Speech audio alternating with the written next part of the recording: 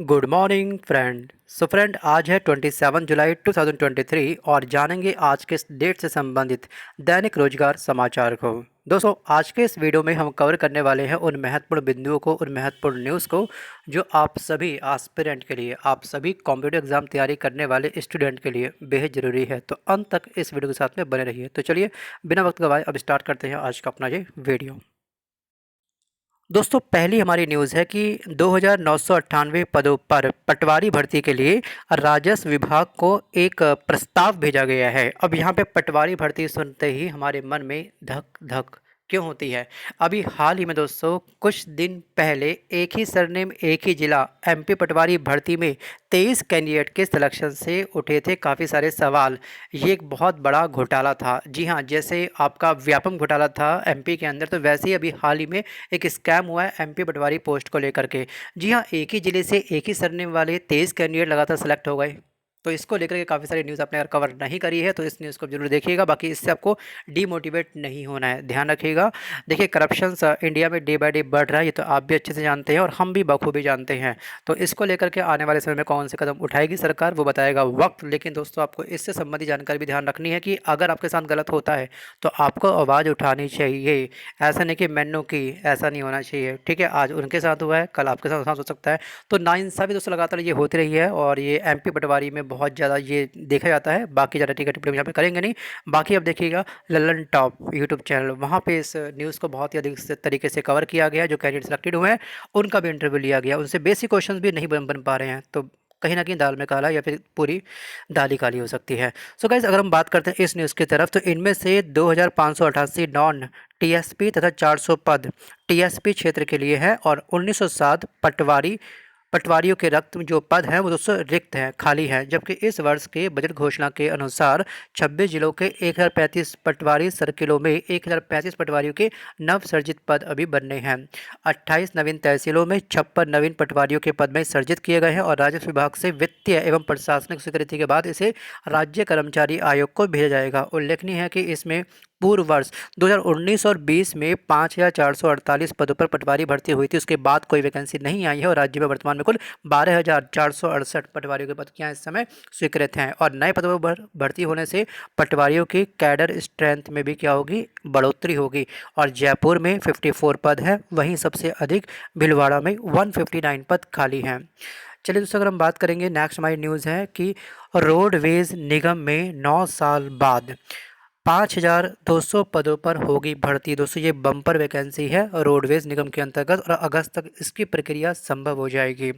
इस न्यूज़ को दोस्तों आप ध्यान से पढ़ सकते हैं, वीडियो को पॉज करके अच्छे से पढ़िएगा। क्या क्या रिक्वायरमेंट है, कॉमन सी बात है दोस्तों। अगर ये भर्ती आपकी ड्राइवर से संबंधित है तो कॉमन सी बात है, आपको एक हैवी लाइसेंस भी चाहिए होगा।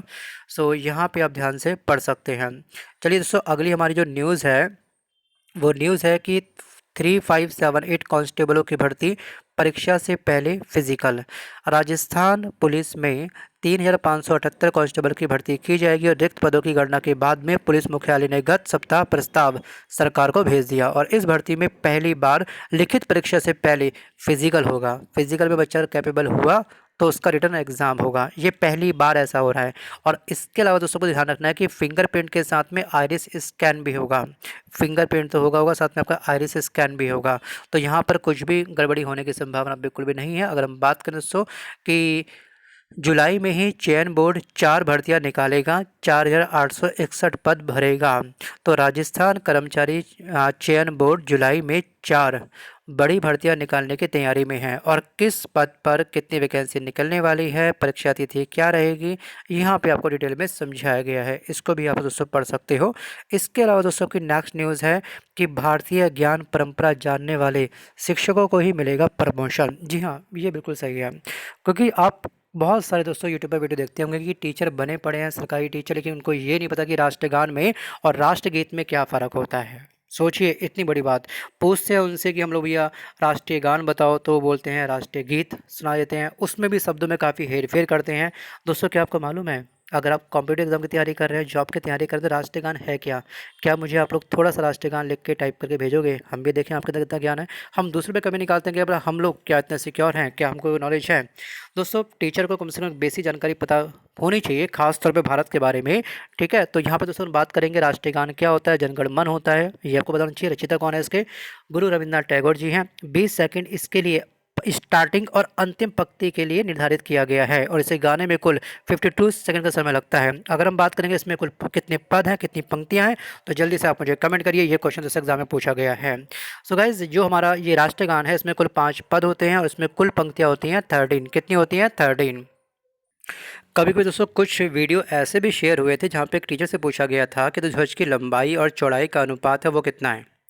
मतलब भारत का जो ध्वज है, जो तिरंगा है, उसकी लंबाई और चौड़ाई में बच्चे कन्फ्यूज थे, सॉरी वो टीचर कन्फ्यूज थे। 3/2, ठीक है, 3:2, ये है इसका। अच्छा, जो तिरंगे में बीच में जो सर्कल होता है जिसे हम बोलते हैं अशोक चक्र, उसमें कुल कितने स्कोप हैं, कितनी तिल्लियाँ हैं, यहाँ टीचर कन्फ्यूज रहते हैं। तो इसलिए दोस्तों ध्यान रखिएगा कि टीचर वही उनका प्रमोशंस होगा जो नॉलेज रखते होंगे। अब टीचर को भी अपना अपडेट रखना है। अगर टीचर से पूछा जाएगा कि इस समय वर्तमान में कितने हमारे मतलब राज्य हैं, तो वहाँ पे टीचर कन्फ्यूज हो जाते हैं। कोई कहता है 29, कुछ ने बोला था 32, सोचिए। 32 एक टीचर का मैंने इंटरव्यू देखा था। तो बाकी दोस्तों यहाँ ध्यान रखिएगा कि अगर टीचर अपडेट नहीं है, ठीक है, उस टीचर का प्रमोशन नहीं होगा। ये बहुत ही प्यारा और बहुत ही बड़ा इनिशिएट लिया गया है। इसके अलावा दोस्तों जो नेक्स्ट आपकी न्यूज़ है कि एयू में पीजी में प्रवेश के लिए आज से जारी होगा cut off. So guys, Allahabad विश्वविद्यालय में प्रास्नातक के 54 पाठ्यक्रमों में प्रवेश के विधिवत घोषणा बुधवार को कर दी गई और प्रवेश समिति की बैठक में एयू के सभी विभागों के अध्यक्ष और समन्वयकों को ऑनलाइन प्रवेश प्रक्रिया को लेकर के प्रशिक्षण दिया गया। प्रशिक्षण पाने के बाद अब विभाग संभवतः आज से कट ऑफ जारी प्रवेश प्रक्रिया शुरू कर देगा। कट ऑफ आज से क्या हो जाएगी, आपकी स्टार्ट हो जाएगी। इसके अलावा नेक्स्ट माई न्यूज़ है कि बीएचयू में अगले सत्र से 4 वर्षीय स्नातक कोर्स होगा। अगले वर्ष से दोस्तों आपका जो स्नातक कोर्स होगा बीएचयू के अंदर वो 4 साल का हो जाएगा।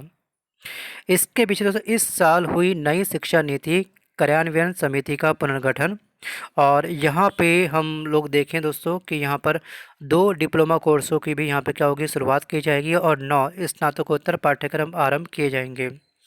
नेक्स्ट दोस्तों हमारी न्यूज़ है कि आईपीयू के प्रबंधकीय कोटे में 31 तक आवेदन हो पाएगा। 31 तारीख आपकी लास्ट डेट है। तो आईपीयू में प्राइवेट संस्थानों में प्रबंधन कोटे से दाखिले के लिए 31 जुलाई तक आवेदन आमंत्रित किए गए और इच्छुक उम्मीदवार संस्थान में दाखिले के लिए आईपीयू के पोर्टल पर पंजीकरण कर सकते हैं। यूनिवर्सिटी के तकरीबन 90 प्राइवेट संस्थानों में प्रबंधन कोटे से दाखिले के लिए सभी प्रोग्राम में 10% सीट क्या है, निर्धारित है। नेक्स्ट दोस्तों हमारी न्यूज़ है स्टाफ नर्स पुरुष पद पर चयनित ने मांगी जल्द नियुक्ति। तो पीजीटी 2021 के 95 प्रवक्ताओं की वेटिंग लिस्ट अब खत्म होने वाली है और जो हमारी सेकंड न्यूज़ है वो हमारी स्टाफ नर्स को लेकर के है। दोस्तों यहाँ पे उत्तर प्रदेश लोक सेवा आयोग के स्टाफ नर्स पुरुष की 558 पदों की भर्ती परीक्षा में सफल हुए 275 अभ्यर्थियों की नियुक्ति अब तक नहीं मिल सकी। सो आयोग ने उत्तीर्ण अभ्यर्थियों के दस्तावेज का सत्यापन 5 जून से 8 जून के मध्य करा लिया और इसके बाद दोस्तों अभ्यर्थियों का आरोप है कि चयन की संस्तुति करते हुए दस्तावेज चिकित्सा शिक्षा और प्रशिक्षण महानिदेशक को नहीं भेजा गया। आयोग ने यह भर्ती विज्ञापन 12 जनवरी 2017 को जारी की थी। इतना लेट, गजब भाई, बहुत बढ़िया। बढ़िया। तो बच्चे इसमें क्या है समझ सकते हो, ये मेरा कटाक्ष था सरकार को लेकर के कहीं ना कहीं। बाकी कोई नहीं, ठीक है, टाइम लगता है, बहुत जिम्मेदारी है ना सरकार के पास, लिए तो रोजगार में कहाँ ध्यान होगा। इसके अलावा दोस्तों बात करेंगे पुरस्कार देने से पहले न्याय लौटाने की सहमति। दोस्तों कभी भी क्या होता है कि जैसे कि पुरस्कार किसी व्यक्ति को मिलता है जो सम्मानित व्यक्ति होता है, चाहे वो कोई से पुरस्कार क्यों ना हो, खेल पुरस्कार या फिर कोई भारत से संबंधित कोई नौ पुरस्कार क्यों ना हो, तो कभी कभी हम लोग पता है हताश हो जाते हैं सरकार के मैनेजमेंट को लेकर के। अपनी मांग जब वो उठाते हैं तो मांग पूरी नहीं हो पाती। जैसे कि अभी कुछ टाइम पहले हुआ था, पहलवानों का धरना आपने सुना होगा। पहलवानों ने अपने सबके सब जो अपने मेडल थे, जो पुरस्कार थे, उन सबको बांधा एक मतलब पोटली सी में, उसको प्रवाह करने चल दिए गंगा के पास, है ना, ये आपने देखा होगा वीडियो। तो फाइनली अब सरकार ने ये बोला कि पुरस्कार उसी को मिलेगा इससे कदर होगी। फाइनली मतलब सहमति ली जाएगी देने से पहले कि हाँ आप साइन करिएगा कि आप वापस नहीं करोगे, तभी आपको पुरस्कार मिलेगा। ये आपके अकॉर्डिंग ये इनिशिएट किया है, सही है फिर गलत? भाई वक्त आने पे ठीक है, आने वाले समय में इंसान फेड अप हो जाता है बहुत ज़्यादा, जैसे कि हुआ पहलवानों को लेकर के। ऐसे कितने बार हो चुका है कि काफ़ी सारे जो पुरस्कार मिले लोगों को पुरस्कार वापस किए हैं। आपको क्या लगता है सरकार का ये कदम सही है या फिर नहीं? अपनी राय आप मुझे कमेंट जरूर करिएगा। अगर आपकी कोई राय है ही नहीं, ठीक है, आपके लिए अगर ये कंसेप्ट है मेनू की चलो छोड़ो जो हो रहा है सो हो रहा है, हमको तो मुझसे मतलब है, खुद से मतलब है, इस थॉट के साथ अगर आप पढ़ रहे हैं, तैयारी कर रहे हैं, या फिर आप जैसे भी युवा हैं, तो कमेंट मत करिएगा, ठीक है। सो गाइज़, हमारा जो नेक्स्ट न्यूज़, फ़िलहाल ये लास्ट न्यूज़ थी हमारी यहाँ पर। तो फ़िलहाल मैं उम्मीद करता हूँ कि ये वीडियो को पसंद आया होगा। कौन सी जानकारी आपको इसमें बेस्ट लगी हमको ज़रूर बताइएगा फाइनली। सो मिलते हैं जल्द एक नए वीडियो के साथ, कल मिलते हैं। धन्यवाद, नमस्कार।